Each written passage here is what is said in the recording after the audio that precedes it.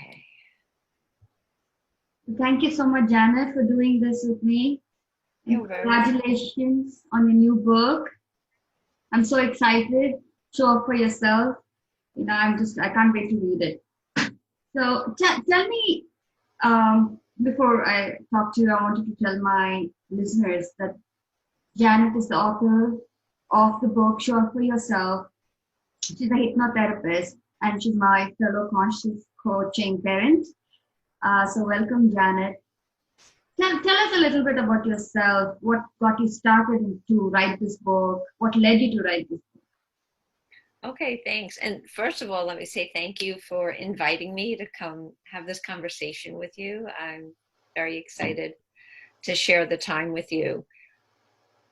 About myself, I am a clinical social worker, a hypnotherapist, a certified conscious parenting coach through Dr. Shefali's program, just like you.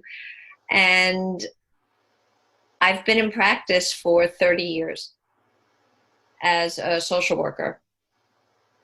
And in the last 20 years, I've had my own private practice and became a hypnotherapist about 18 years ago in 2002. And ever since I became a hypnotherapist, I became more and more increasingly interested in healing the inner child, because I was going on my own journey of healing my own trauma from my childhood and my inner child. And I started applying what I was learning in hypnosis with my clients. And I realized in very short order that when we can go back and heal at the origin of the trauma, at the age of the pain, we can heal at very deep levels and in significantly less amount of time. And I just came to realize that all of the struggles we have in the present started somewhere in the past. And I always knew that as a social worker, but you're not really taught in social work school to dig in. Not like that. There are different techniques, of course, and different therapies, and people specialize in all sorts of things, and they're all effective to varying degrees and depending on what someone is struggling with. But I just found in my work, whether I was dealing with people going through infertility or other health issues or other life crisis, other crossroads, that we could always find an emotional trauma point from somewhere in the past. Even if it wasn't something that we would normally consider a trauma, like feeling ignored by the parent. That happens enough, it becomes a trauma. It can happen once to a child, and it can be a trauma. And that all gets internalized in this internal voice in our heads. So my work just sort of evolved. And about 5 years ago, during meditation, I had a meditation at a retreat. I tell the story in the book, so I'm always like, well, how much do I talk about? What I say in the book, I don't want to be repetitive, so I apologize for pausing like that, but I was just trying to be thoughtful with my answer. But at this retreat center I was meditating on my own every morning, in addition to what we were doing together as a group. And in the meditations I was having by myself, I started getting all this information, all of this wisdom, which became the part of the book called The Spiral of Healing, and the components that it is made up of, which is feel, heal, love, and grow. Mm-hmm. And when that happened, when that meditation happened, my head just about exploded, because I never before that moment had such a clear meditation with such a clear message. I didn't know what it would be. I just knew one day it would be a book.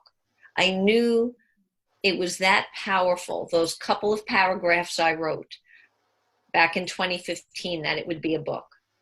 But I didn't know how that would happen. But that's what actually inspired the book. Yeah. Two things I just, when you were telling me about the inner child, the way, just to make sure I understand it well. When we say inner child, it's a collective trauma that we felt together is what we call as an inner child, correct? How would you explain to people who don't know what inner child is? Sure, sure. It is confusing. It definitely is confusing. We all have an inner child. Mhm. I believe that when we come into this body, from wherever we come, whatever your belief system is, that we come in pure, we come in intact, we come in untainted, right? And we have this true self within us. And as part of that is our inner child, who is just pure joy, pure light, pure love. But we're born into these families that already have their stories, that already have their patterns, that already have their own history of traumas, whatever it is in that family. And in order to survive, we develop an ego or a false self, which is part of Eastern philosophy, and that protects the inner child. And the inner child begins to have wounded aspects of it. So you might hear the term wounded inner child. And so this is the part that needs healing. We have to heal these false beliefs, these ego thoughts, the Oh, false self thoughts, and get those out of the way to heal that wounded inner child, to help that inner child become whole and intact again and able to touch our true self, the light that's within us that each and every one of us carry. So the inner child is within each and every one of us. And we want to heal the wounded parts of him or her. Does that make sense? yeah, it does. So we can show up fully, and we're not bringing that in to our relationships or Exactly. anything we do. We are not working through that. So we Yeah. clear up and become whole Yes. through healing and inner work. So, and you Exactly. use hypnosis to heal, correct? Correct. So, Correct.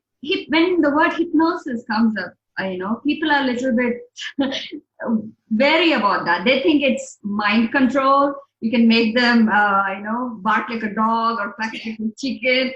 So this is the idea people have about hypnosis. So, can you break down a little about what hypnosis is? Sure. And I do have a chapter on hypnosis in the book, Okay. which actually I break down 10 of the most popular myths and also explain the presuppositions of hypnosis, like why hypnosis works and why it is effective and what it is and what it is not. Oh, Hypnosis, first and foremost, is not mind control. mm, No one can be hypnotized if they don't want to be, because no one has more control over your deeper mind than you do. So mm, if I say to you, Sapna, I'm going to hypnotize you, and you go, oh, no, you won't. No way. Oh, yeah, I can. I can force you to be hypnotized. I'm like, nope, I can't. Go ahead, try me. And I try. That is me being in total ego. You will never be hypnotized. And then you're going to be like, see, I told you so. So if somebody says to me, Janet, you can't hypnotize me, I say, yeah, you're right, I can't. Because I'm not more in control of your deeper mind. So the first principle is, in order to be hypnotized, you have to want to be hypnotized. No one can hypnotize you against your will. So a stage hypnotist, like the chicken and a duck scenario, which I also share my own story about being hypnotized on stage when I was 20 years old and in college. The reason why that works is the first thing the hypnotist on stage asks is of the audience is who wants to be hypnotized, and people raise their hand. So then he or she picks the people in the audience who raise their hand. They come up on stage, and then the hypnotist does a few more little tricks of pre-hypnotic testing to see how easily they follow commands. The ones that resist even a little, he says, go back to your seat, thank you for volunteering. And he keeps just a select few who are very susceptible and open to suggestions. that's very interesting. So, Yes, so to dig deeper, when you say hypnosis, it's working on the subconscious, the parts we are not aware of, but habitually behave a certain way. correct. And we wonder why we do that. Oh, I did it again, or I procrastinated again. I That's don't right. understand. So hypnosis shows us or tells us about ourselves. We learn more about ourselves. That's what I'm hearing, because I know a little bit of hypnosis from NLP, neuro linguistic Oh, yes, of programming. course. Yeah, yeah. Yeah. So tell me a little bit, like, am I right? Am I understanding this correct? No, you're understanding it exactly correct. Every experience we've ever had in our life is stored in the subconscious mind, Mhm. right? But Yeah. we don't walk around with all of those experiences right here, like we're reading the book about them. They're just back here causing havoc. And the thing about the subconscious mind is it knows no sense of time. So if we have an experience when we're 12 that was upsetting, traumatic, we felt unheard, unseen, unloved, and we decide we're going to cope with that big feeling by shutting down. Maybe we're going to get shy or we're going to isolate. And we move through our life. And every time that same feeling comes up of feeling unloved, unheard, not important, we shut down. We don't know why we're shutting down. I don't know why I'm so shy in this situation, someone might say. Well, that's because the 12-year-old's in charge. Right, So right. until we go back to that 12-year-old and help her see what really happened that day and help her see she's still whole, loved, and complete, and she can let go of that old pattern, that old belief system, and we can put in new coping skills Mm, to heal that, then we don't have to have the 12-year-old running the show yeah, 20, 30, 40, 50 years later. yeah. Isn't that You know, interesting? We are like, I don't know why I did that. We don't even know about ourselves. And exactly. people who can't go to a hypnotherapist or can't afford, what do you suggest they do to do this inner healing and get to know about themselves? What are any other alternatives you suggest, Janet? Of course, your book is a great way to start, Yes, but my book is a good place to start. But meditation, yeah. hypnosis is hypnosis is a type of meditation. All meditation is really self-hypnotic. It's what are you doing with it? You know, what kind of meditation are you doing? But it's all going into an altered state of consciousness. All meditation, whether we're doing meditation, very aware, present on the breath meditation, or someone is guiding us into meditation with a lovely journey, we are still in an altered state of consciousness. In hypnosis, we're using that altered state of consciousness to access the subconscious. So, what people could do is have a journal in front of them. And before they go into hypnosis, before they go into meditation, write a question on your page. What do I want to understand more about myself today? And just write the question down. Go into meditation,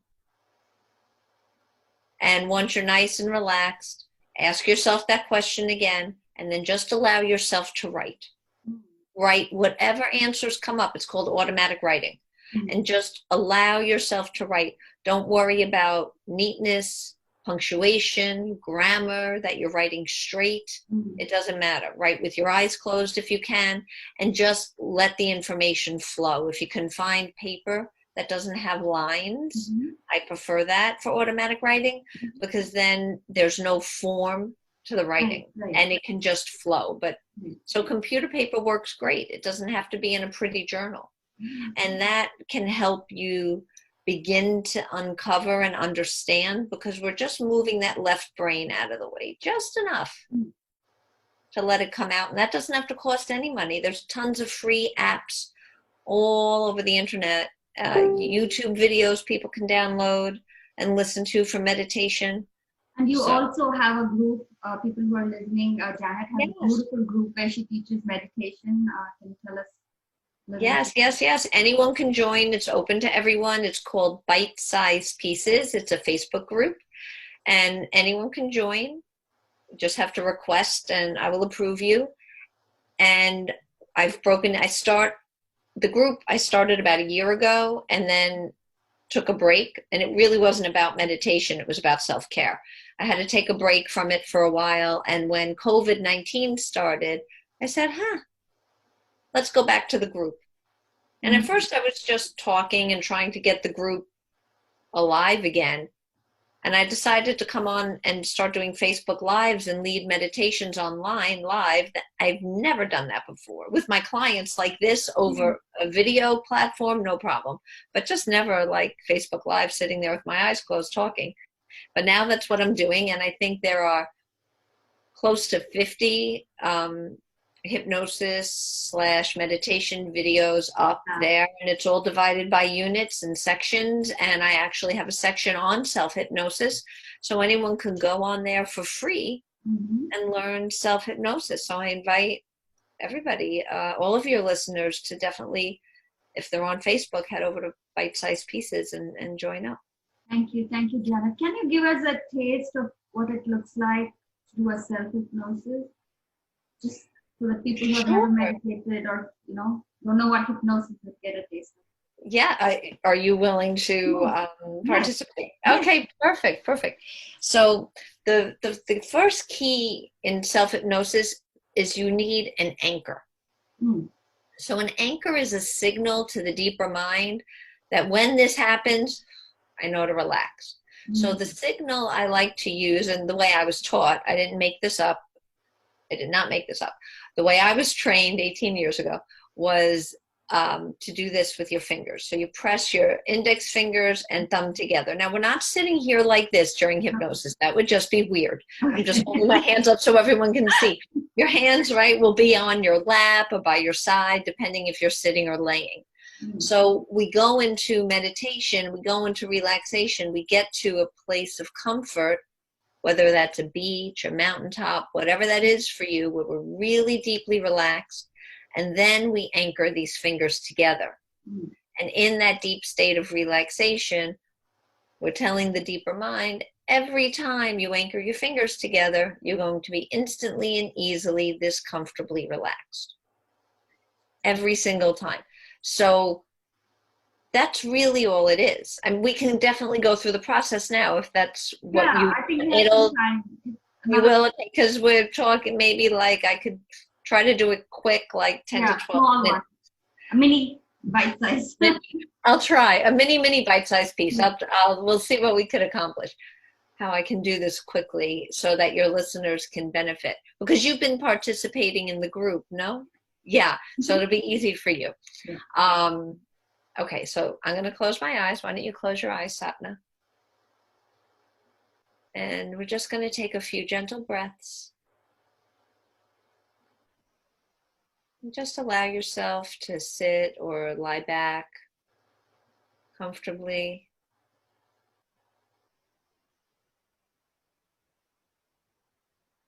And take another deep breath in now. And I just want to invite everyone to begin to use their imagination. And with your imagination, I'd like you to imagine a balloon, a beautiful balloon of any color you like. And this balloon is filled with helium.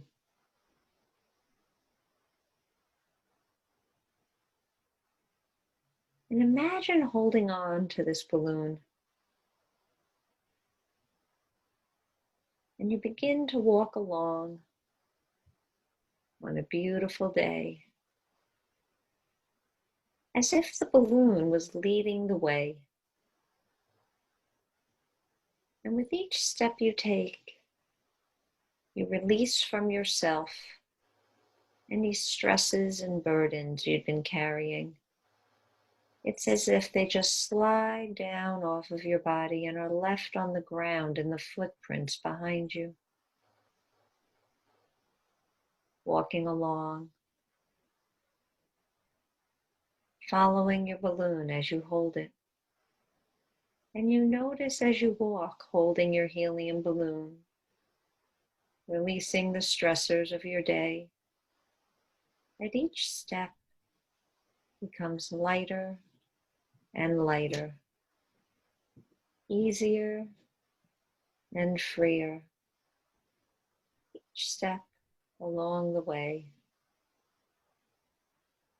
you realize is bringing you into a place of comfort and peace. And you notice that your balloon has led you to a beautiful beach. In fact, it is one of the most beautiful beaches you have ever seen or imagined. And as you walk along the soft, white sand, you notice the feel of the sun on your face. You hear the sounds of the waves and notice the blue sky. And take another breath in.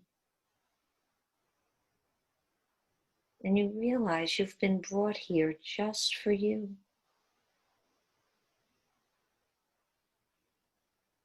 You'll notice up ahead a comfortable place to sit and rest for a while. But before you sit down, release your balloon. Let it go. As you let that balloon take with it any last little stressors or worries. This is your time. So have a seat on that chair right there for you on the beach. And take another breath in. Each breath you take, you sink deeper and deeper into comfort. Deeper and deeper as the sun warms you. Deeper and deeper as if you could melt right into that chair. So comfortably relaxed. In fact, more deeply relaxed than ever before. So just anchor your fingers together now, pressing your thumb and index finger together, and take another breath in. Anchoring this state of deep relaxation to you.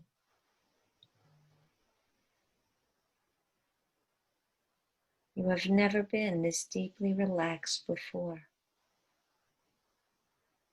And feeling this deeply relaxed only allows you to go 10 times deeper into relaxation as you feel your fingers anchoring together. Letting your shoulders fall,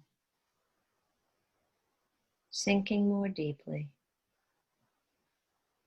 So each and every time you anchor your fingers together just like this, you will instantly and easily be brought into this place of deep relaxation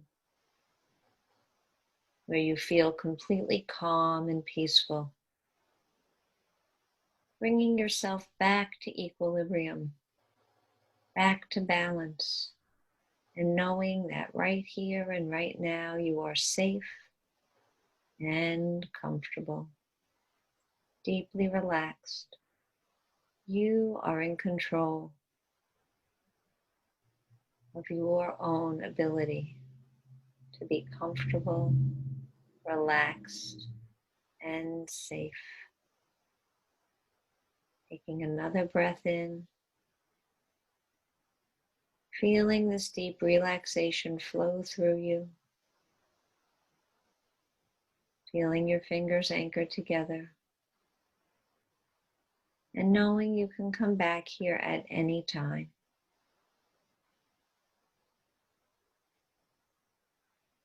Because this safe place lies within you. So each and every time you anchor your fingers together, you will instantly and easily become this relaxed and this comfortable. And each and every time you meditate, anchoring your fingers together, you will reinforce your own ability to bring yourself to this deep place of relaxation. The But it is time to rise up from that chair. So just imagine yourself standing from that seat there on the beach as we begin to walk back the same way we came in, noticing how your balloon has returned to you, grabbing a hold of this string once again as it leads you off your beach, bringing with you the anchor, bringing with you the deep relaxation, peace, and calm, and remembering it as you go forward through the rest of the day today and the days that follow, feeling really good, really peaceful, really calm. This is all within you. So I'm going to bring you back now on the count of 5. And when I reach the number 5, you'll be able to open your eyes, feeling awake, alert, refreshed, calm, balanced, relaxed, and just really good all over. We'll begin counting now. 1, taking a nice gentle breath in, breathing yourself easily into your body. 2, feeling really good now. 3, allowing yourself to gently feel your body waking up, fingers, toes, arms, and legs all coming back easily and effortlessly. 4, feeling really good all over now. And 5, opening your eyes whenever you're ready. Wow, that was so good, Janet. So, people listening, if you want to go to sleep, please go back and listen to this. I was trying to stay awake, and I was feeling so calm within. I didn't want to sleep in the middle of this interview, but I feel so calm. Thank you so much. Wonderful. I want to put a little disclaimer, and I realized I should have done that before we started. You cannot do this while you're driving. Right. Okay, so maybe put a little disclaimer somewhere. Meditation and hypnosis are not to be done while you're driving. You could sit in your car parked, but you may not drive. Thank you, Janet. Thank you so much for your time.